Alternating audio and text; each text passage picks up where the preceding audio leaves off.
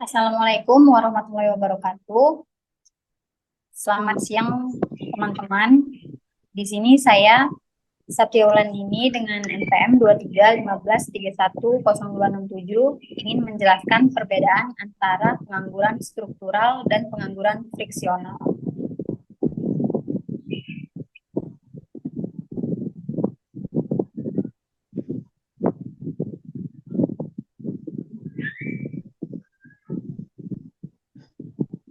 Next, Kak Put.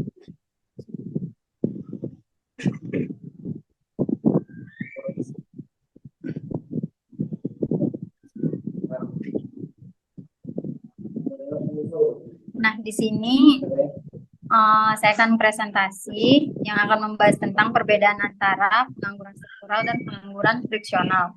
Dalam presentasi ini, saya akan membahas definisi, penyebab, dan dampak dari kedua jenis pengangguran ini, serta memberikan contoh konkret untuk membantu pemahamannya.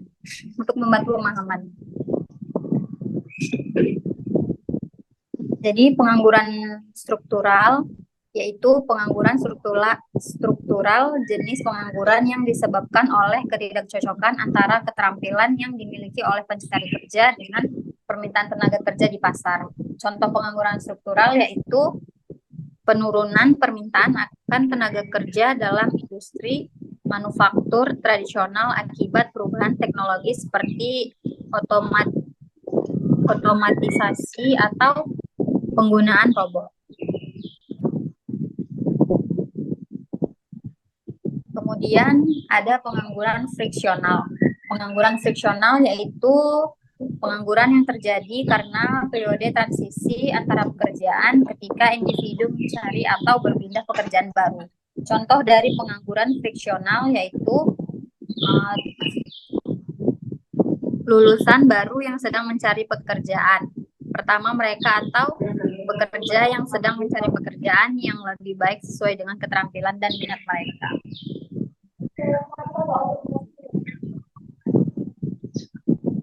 Nah, kemudian ada beberapa dampak pada pasar tenaga kerja, yaitu pengangguran struktural dan pengangguran friksional dapat memiliki dampak yang berbeda pada dinamika pasar tenaga kerja. Pengangguran struktural dapat menyebabkan ketidakseimbangan dalam pasar tenaga kerja, sementara pengangguran friksional adalah bagian alami dari proses pencarian kerja dan bisa dianggap sebagai sesuatu yang normal dalam suatu ekonomi yang sehat.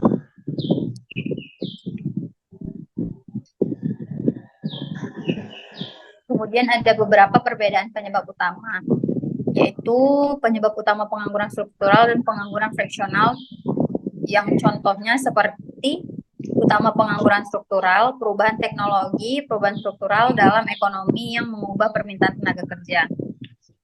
Kemudian contoh penyebab utama pengangguran friksional, proses alami pencarian kerja, perubahan dalam preferensi pekerja seperti perubahan lokasi, industri, atau gaji yang diinginkan.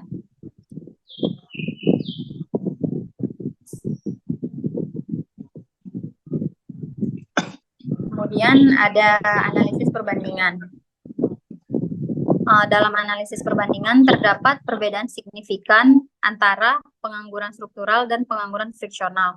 Dalam beberapa aspek, kunci yang pertama yaitu pengangguran struktural disebabkan oleh ketidakcocokan keterampilan antara pencari kerja dan permintaan tenaga kerja di pasar. Sementara pengangguran friksional muncul selama periode transisi pekerjaan. Kedua, dampaknya pada pasar tenaga kerja juga berbeda. Pengangguran struktural cenderung lebih menyebabkan ketidakseimbangan dalam pasar tenaga kerja, sementara pengangguran friksional dianggap sebagai proses alami dalam pencarian kerja. Terakhir, solusi yang diterapkan untuk mengatasi kedua jenis pengangguran harus disesuaikan dengan penyebabnya masing-masing. Dengan memahami perbedaan ini, pembuat kebijakan dapat merancang strategi yang lebih efektif untuk mengurangi tingkat pengangguran secara keseluruhan.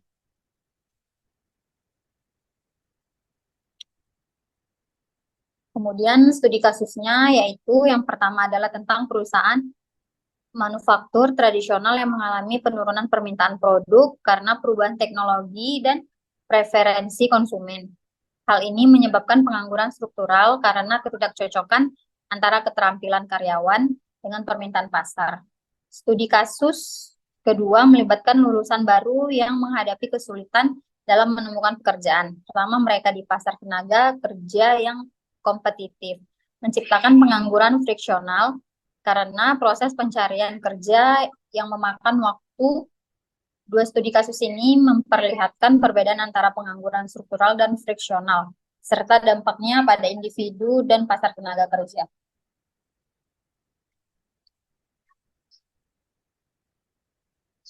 Kemudian ada implikasi kebijakan ekonomi. Implikasi kebijakan ekonomi yang dihasilkan dari analisis pengangguran struktural dan friksional mencakup dua langkah strategis. Yang pertama, dalam mengatasi pengangguran struktural, perlu dilakukan diverifikasikan ekonomi dan program pelatihan ulang untuk karyawan yang terkena dampak. Kedua, untuk mengatasi pengangguran friksional, perlu difasilitasi pencocokan antara lulusan baru dan pekerjaan, serta memberikan insentif bagi perusahaan untuk merekrut lulusan baru. Dengan demikian, langkah-langkah ini diharapkan dapat mengurangi tingkat pengangguran secara keseluruhan dan menciptakan pasar tenaga kerja yang lebih dinamis.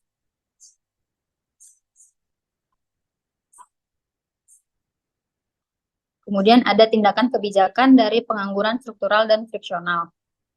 Dan pengangguran struktural yaitu pemerintah dapat mendorong diverifikasi ekonomi dengan memberikan insentif bagi perusahaan untuk mengadopsi teknologi baru atau mengeksplorasi sektor ekonomi yang berkembang. Selain itu, program pelatihan ulang untuk karyawan yang terdampak perubahan struktural dapat meningkatkan keterampilan mereka sesuai dengan permintaan pasar yang baru. Kemudian ada pengangguran friksional.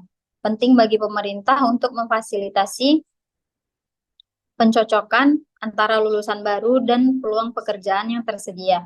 Ini dapat dilakukan melalui program magang, pelatihan keterampilan, atau platform perekrutan yang memudahkan pertemuan antara pencari kerja dan pengusaha. Memberikan insentif bagi perusahaan untuk merekrut lulusan baru juga dapat membuka lebih banyak peluang bagi mereka yang baru saja lulus untuk memasuki pasar tenaga kerja. Nah, jadi ada kesimpulan pula dari pengangguran struktural dan friksional, yaitu dalam kesimpulan penting untuk memahami perbedaan antara pengangguran struktural dan pengangguran friksional dalam merancang kebijakan ekonomi. Pengangguran struktural terjadi akibat ketidakcocokan keterampilan, sedangkan pengangguran friksional muncul selama transisi pekerjaan.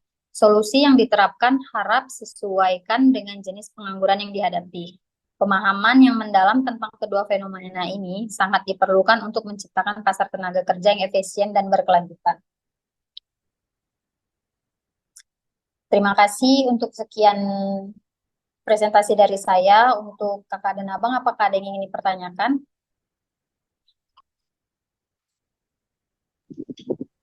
Izin nggak Chandra mau bertanya? Iya, Bang. Jelaskan dampak negatif banyaknya pengangguran friksional di lingkungan masyarakat, Kak. Jelaskan dampak negatif ya, Bang. Iya, Kak, benar, Kak.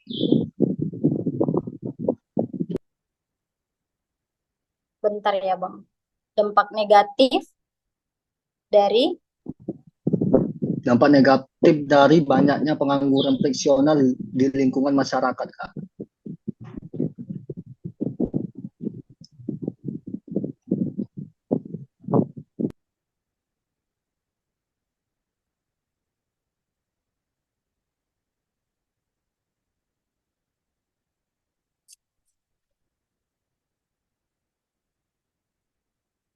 kemudian ada yang ditanyakan lagi, kakak, abang. Saya mau bertanya, Kak.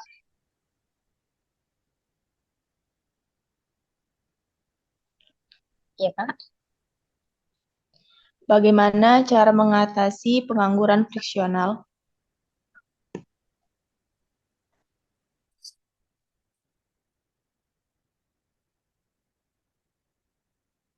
Bagaimana cara menanggapi menanggapi pengangguran friksional. Bagaimana cara mengatasi pengangguran friksional?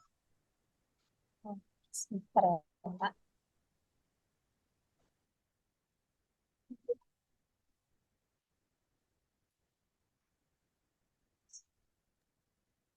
Izin ya, aku nanya juga. Iya, Kak. Eh, eh, aku mau nanya, bagaimana perannya pemerintah sebagai pengatur kebijakan negara, sebagai kepala negara dalam mengatasi pengangguran, terutama untuk pengangguran yang struktural.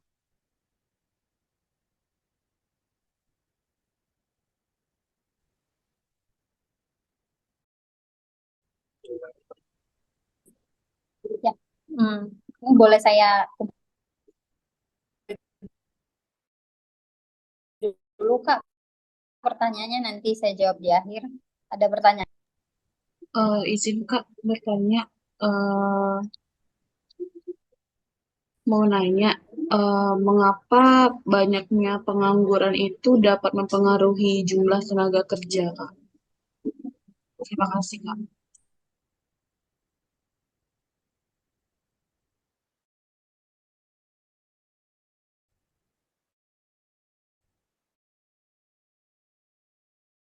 Makasih, Kak.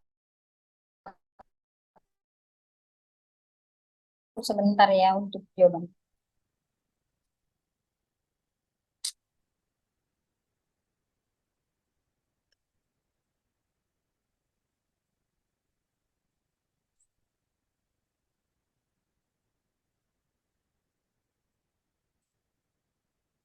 Hmm.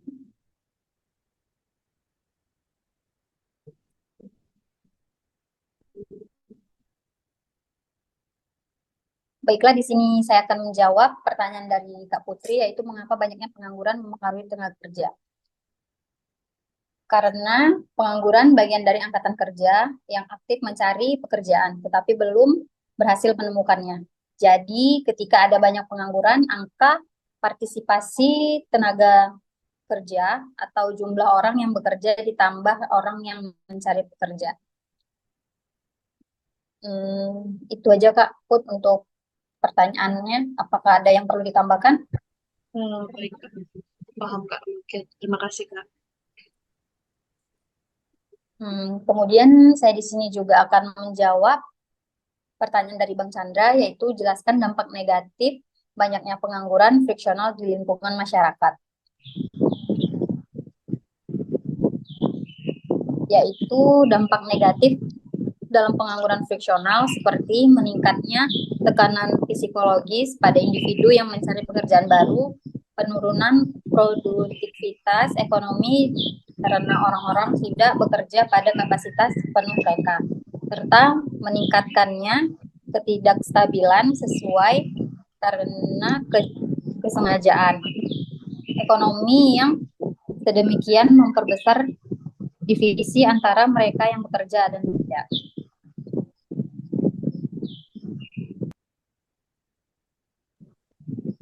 Gimana Bang Chandra, apakah sudah cukup atau ada yang perlu Cukup Kak, ditambahkan? enggak Kak, sudah cukup. Terima kasih ya Kak. Baik, terima kasih Bang Chandra. Di sini saya juga akan menjawab pertanyaan dari Kak Siska, yaitu bagaimana cara mengatasi pengangguran friksional. Maaf, bagaimana peran pemerintah Struktural, Kak.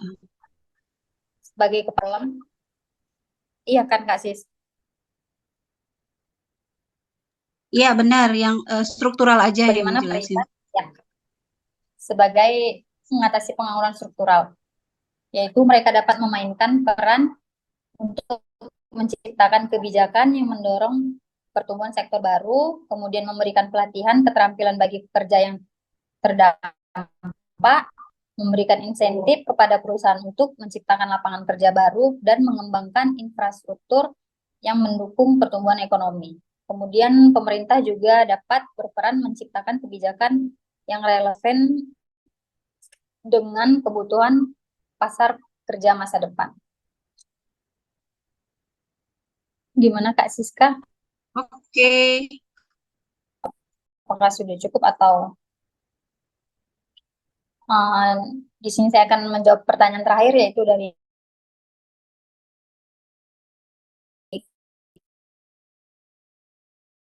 Kak Syarina. Cara menanggapinya yaitu yang pertama meningkatkan akses transparansi informasi jenjang tentang lowongan pekerjaan platform online, pusat karir atau program lainnya. Yang kedua yaitu memfasilitasi program magang dan kerja sambilan meningkatkan pencari kerja untuk mendapatkan pengalaman kerja dan memperluas jaringan profesional mereka. Kemudian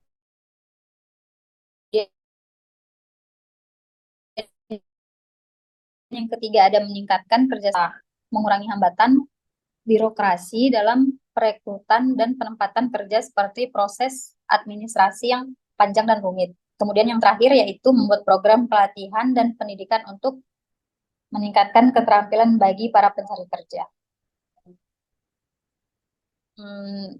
Terima kasih untuk jawaban dari saya.